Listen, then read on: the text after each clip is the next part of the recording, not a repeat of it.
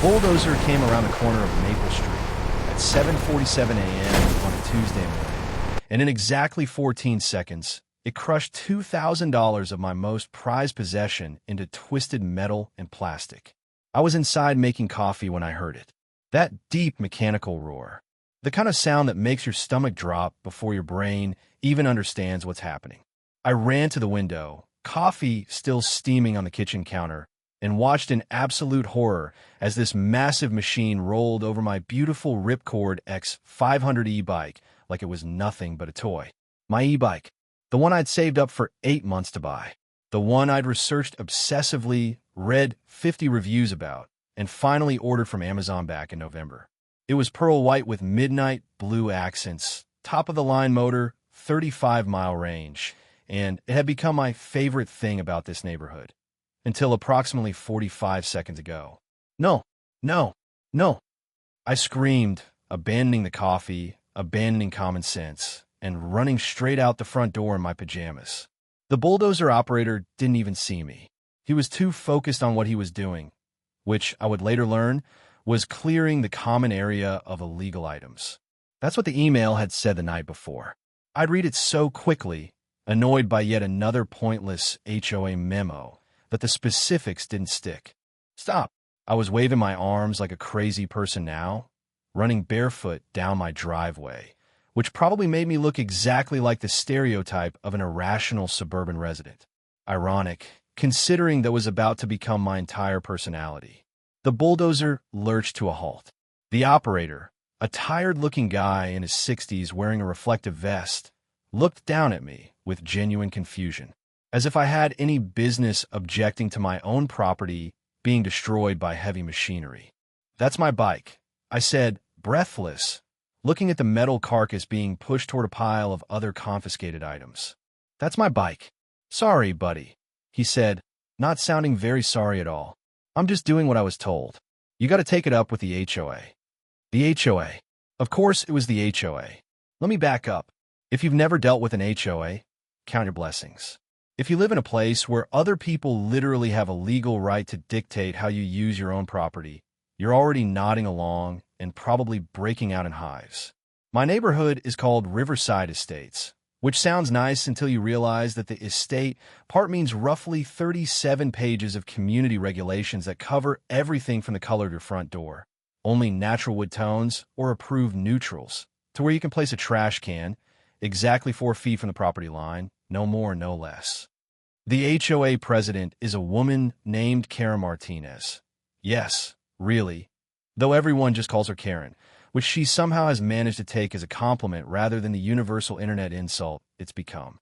She's about 55, always wears designer athleisure, has frosted blonde highlights that she clearly gets done every 5 weeks, and she has made it her personal mission to ensure that Riverside Estates maintains the utmost aesthetic standard. In other words, she's a nightmare. I'd actually gotten along with her okay for the first year and a half that I lived here. I was careful to follow the rules. My trash cans were always exactly 4 feet from the property line. My front landscaping was immaculate. I even paid extra to have my driveway sealed in the exact shade of gray that the HOA had approved. I was being a model citizen. But then I made my mistake. I bought an e-bike. I didn't think it was controversial. It's 2024. Well, it was 2024 when I bought it. And e-bikes are everywhere. They're eco-friendly. They're healthy. They're fun. I kept it in my garage like a normal person. The only time it was outside was when I was actually riding it, which, let me be clear, happened on public streets and public spaces. It wasn't like I was racing it through the neighborhood or doing tricks in the common area or anything. I was just using it. Apparently, that was a problem. It started with an email. Subject: concerning community standards, e-bike usage. Dear Riverside Estates residents, it has come to the HOA's attention that some residents have been riding electric bicycles throughout our community. While we appreciate our residents' environmental consciousness, we must maintain our commitment to community safety and aesthetic standards. Effective immediately, e-bikes must not be parked or stored in visible areas within the community. All e-bikes must be kept in garages or sheds and may only be transported through Riverside Estates when necessary, with immediate removal to a separate location. Additionally, The following items are now considered violations of our community standards: electric scooters, hoverboards, any non-traditional vehicles. Violators will be subject to fines of $50 per day, with escalating penalties for continued violations. Best regards, Karen Martinez, HOA President. I read this email approximately 12 times, waiting for the part where it made sense. It never came. I called Kevin, my neighbor who also has an e-bike and who I know from our community Facebook group, and he was equally baffled. "It's in my garage," Kevin said. "I don't even keep it outside." "Mine too," I replied. "It's literally never outside unless I'm using it." What I didn't know was that Karen had apparently spotted me riding it on the street exactly once. One time, and had apparently decided this was a public menace that needed to be addressed immediately. I sent a polite email back asking for clarification. Specifically, I asked where e-bikes were prohibited and whether riding it on public streets within the community violated any actual regulations. Karen's response came within an hour. Subject: Concerning community standards. The HOA regulations clearly state that any vehicle not explicitly approved by the board constitutes a violation. E-bikes fall into this category. I would advise you to dispose of your e-bike or store it at another location immediately or face the established penalties.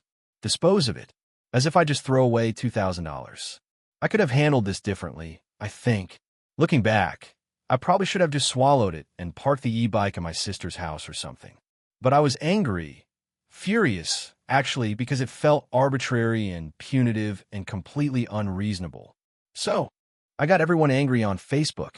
The Riverside Estates community Facebook group has about 340 members, and I'd say maybe 200 of them are actually active. The rest are probably people who joined years ago and never look at it. But those 200 people, they were ready to go to war over this e-bike situation. I posted a screenshot of Karen's email with a caption: "Is anyone else getting threatened with daily fines over an e-bike that's literally stored in my garage?" The responses came like a flood. Apparently, Karen had been doing increasingly insane things for months. One woman had been fined $50 per day for 3 weeks because her garden gnomes violated the community's approved aesthetic. Garden gnomes. She finally removed them, and the fine stopped, but not before they totaled $1,050. Another man had been threatened with legal action for having a basketball hoop in his backyard, his own backyard, because it was allegedly visible from the street.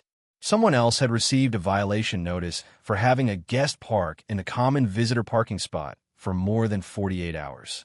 Her own mother had come to stay with her, and Karen had charged her $50 per day for the parking violation. This was not just about e-bikes anymore. This was about a petty tyrant who had discovered that she had legal authority and was wielding it like a cartoon villain.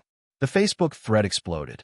People were sharing stories of other HOA violations, other fines, other ridiculous rules. Someone started a petition to have Karen removed from her position. Someone else mentioned getting a lawyer. The phrase "recall election" started showing up more and more. I felt like a revolutionary. I was the e-bike guy who started the resistance. I did not feel like a revolutionary anymore when I watched my e-bike get demolished by a bulldozer. This is where it gets really bad. Apparently, Karen had decided that she was going to enforce compliance by conducting a community-wide sweep. The email about this went out at 9 p.m. on Monday night, an email I almost missed, stating that the following morning, the HOA would be removing all non-compliant items from visible areas to maintain community standards. I didn't understand this email. What visible areas? My e-bike was in my garage. Everyone's e-bikes were in garages. But Karen had apparently interpreted visible areas to include anywhere within the community, which extended to the common green space about 30 feet from my house, where I sometimes like to leave the e-bike briefly while I got my shoes on for a ride. One time, I'd left it there one time for maybe 5 minutes while I was getting ready to ride, and Karen had apparently driven past, photographed it, and flagged it as a violation. So when the bulldozer came, it was specifically targeting that item, my e-bike, which had been photographed in the visible area and was therefore subject to removal. I found out all of this later. In the moment, I was just standing there in my pajamas, watching my property get crushed. Here's what happened next. I took pictures, about 100 of them. I call my insurance company. I call the lawyer. I got Kevin to come over because his e-bike was also technically in violation, and I wanted a witness. The bulldozer operator, whose name was Dale, was actually sympathetic and said he never felt good about the job anyway.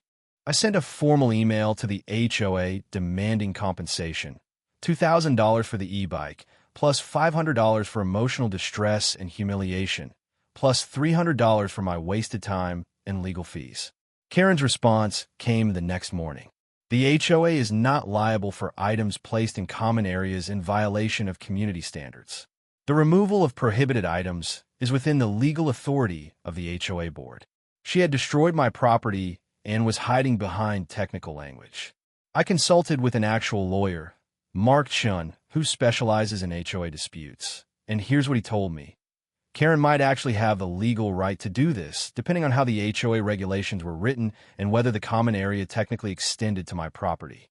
HOA law is a nightmare. It's inconsistent. It often favors the HOA, which seems designed to let control freaks like Karen do exactly what she did. But, Mark said, Karen had made one crucial mistake. The community regulations required a 48-hour notice before removing any item, and the removal had to be described specifically and posted to every resident's mailbox. Karen had sent an email at 9 p.m. saying things would be removed, but she hadn't specifically identified what items would be removed, and she definitely hadn't delivered a physical notice to everyone's homes. So technically, the removal was illegal. I filed a claim with the courts. Small claims, because the value of the e-bike was within limits. Karen actually showed up with her own lawyer, who informed the judge that the HOA had every right to remove violations and that the notice requirement was implied in the email, even though it clearly wasn't. The judge, a woman named Patricia Solis, who seemed to have exactly zero patience for HOA drama, asked to see the email. She read it. She looked at Karen. She looked at the lawyer. And then she looked at me. Did you receive 48 hours notice that your specific item, the e-bike, would be removed? The judge asked. No, I said. I received a vague email at 9 p.m. saying items would be removed, but nothing specific, nothing in writing at my property. The judge nodded. I'm ruling in favor of the plaintiff. The HOA is ordered to pay $2,000 for the value of the e-bike, plus $500 in court fees. Furthermore, I'm recommending that the community conduct an immediate HOA elections review to examine the procedures by which the board is granting itself such authority. That recommendation basically meant Karen's authority was going to be scrutinized, and everybody knew it. Karen still works as HOA president, technically, but the recall petition succeeded 3 months later, and she's now restricted in what violations she can pursue.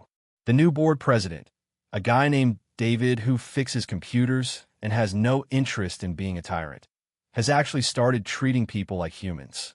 My e-bike was replaced. I bought the same model, and I keep it in my garage like I always did. Kevin still has his e-bike. The garden gnome woman has her gnomes back. The basketball hoop came home. But every time I ride that e-bike now, I remember watching the bulldozer crush the last one. I remember the feeling of pure injustice. And I'm grateful that there are lawyers like Mark who know HOA law, judges like Patricia who have common sense, and communities full of people who are willing to stand up and say that this is not okay. The HOA, Karen destroyed my $2,000 e-bike, sure. But she also accidentally taught everyone in Riverside Estates that tyranny, even tiny, suburban, aesthetic-based tyranny, doesn't have to win. That's worth something. Maybe not $2,500, but something.